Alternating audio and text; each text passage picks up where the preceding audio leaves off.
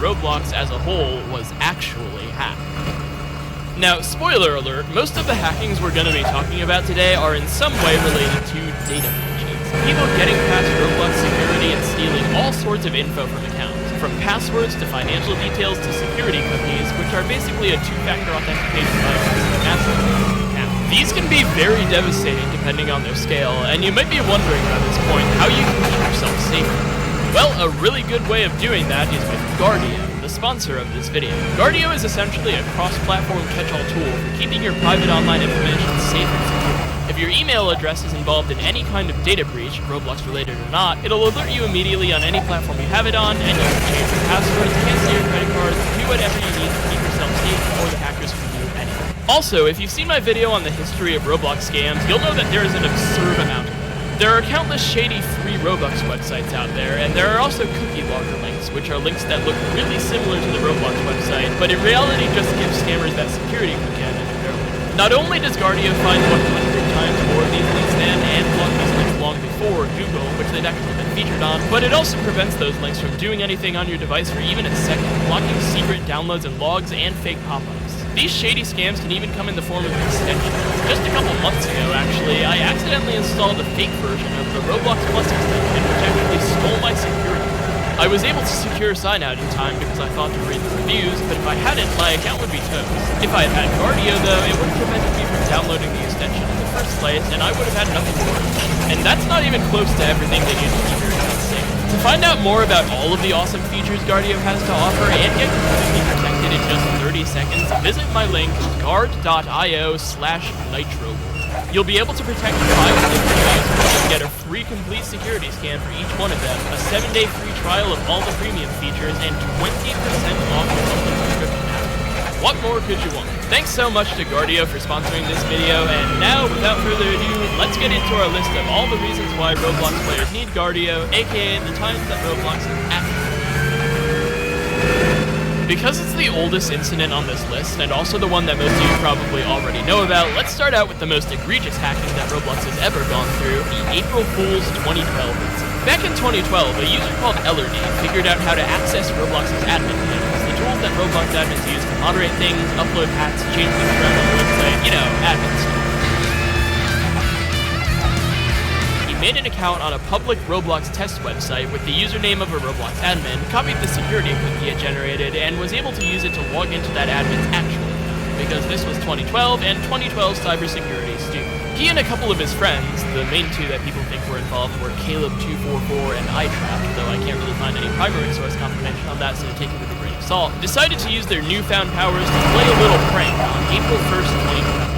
April Fool's Day. And by play a little prank, I mean literally make the site unusable. I'd like you to stop for a second and think about what you would do if you had complete and total admin control over the entire Roblox website. Got it? Okay, cool. These people did that. They gave people tons of Robux, they removed tons of Robux. They banned accounts, they unbanned previously banned accounts. They uploaded whatever hats and faces they wanted, most of which are actually still on the catalog to this day, and some of which are extremely expensive and rare limiteds now. They made famous accounts say interesting things on the now defunct Roblox forums. They changed the site banners to say wacky slogans like the annoying orange banner, ha ha ha ha, and no, tomato is always best, silly orange, and much, much more. It was pretty much the wildest day Roblox had and has ever seen to date, aside from the site literally being shut. Everyone was freaking out about it on the forums, proclaiming how it was the end of Roblox. Thousands of users were leaving the site. It was chaos. I'd honestly really like to interview someone who joined Roblox on that day to find out what they thought, because if all that stuff happened to me on my first day joining a new website, it'd be a core memory forever. All of this culminated in the actual Roblox admins taking the website down until late that evening, Ellernative friends getting terminated, and CEO David Baszucki releasing a blog post the next day that reads with the most passive aggressiveness I've ever seen. If tone of voice could kill, Ellernate would have been vaporized into dust upon it. Now, something that I don't think a lot of people know is that shortly after all this happened, Ellernate actually released a now-deleted but re-uploaded video on his YouTube channel of someone on the Roblox website messing around with the account of former admin Ilta. We know it's him because we see whoever's recording chatting. I know it's hard to see because this video's resolution is in the single digits, but trust me, this would be really elaborate and difficult for the average person to fake, especially with 2012 technology, so I'm willing to believe it's real. And if it is, it gives us a really interesting look at what things look like for admins in 2012, and it's quite probably the only footage of those admin panels out there. I don't really have anything in particular to say about it, but if you'd like to watch it yourself after you're done with this video, which you definitely should, I'll leave a link to it in the description.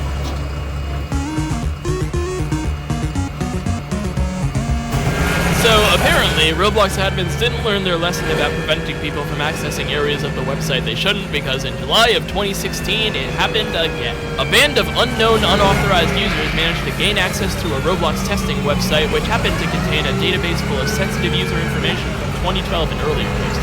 Bananas288, the person who wrote the original Roblox wiki article on the incident, claimed that the test site was their customer service panel at gametest1.robloxlabs.com, and that the hackers accessed it via a compromised admin account whose information was leaked on the now-defunct website Leaked Source. They also claimed that the data on the test site included transaction logs, private messages, Robux balances, email addresses, login logs, and IP addresses. However, since they never cited any sources for most of these claims and Leaked Source is now defunct, we can't really know any of this for sure. All we do know for sure from a Roblox blog post made after the incident is that it caused a heck of a lot of old accounts to be compromised. It's estimated that data from over 100,000 accounts was obtained.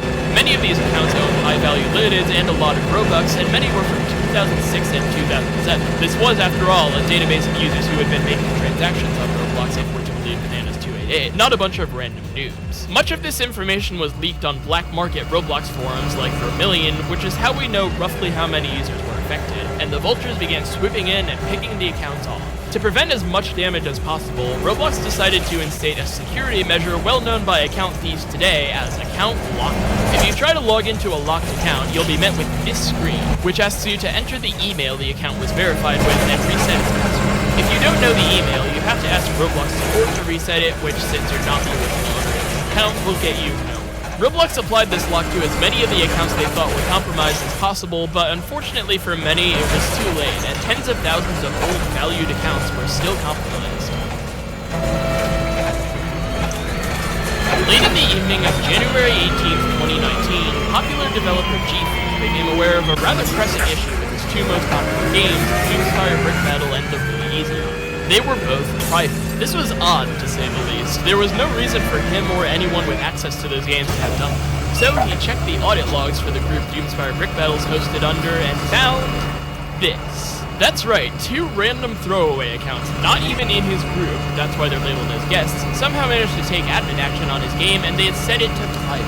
This happened to several other high-profile developers too. Most of the most popular games on Roblox at the time, including Natural Disaster Survival, Work at a Pizza Place, Welcome to Bloxburg, Speed Simulator 2, and were affected. They also changed the names of some of the places they had access to the names of other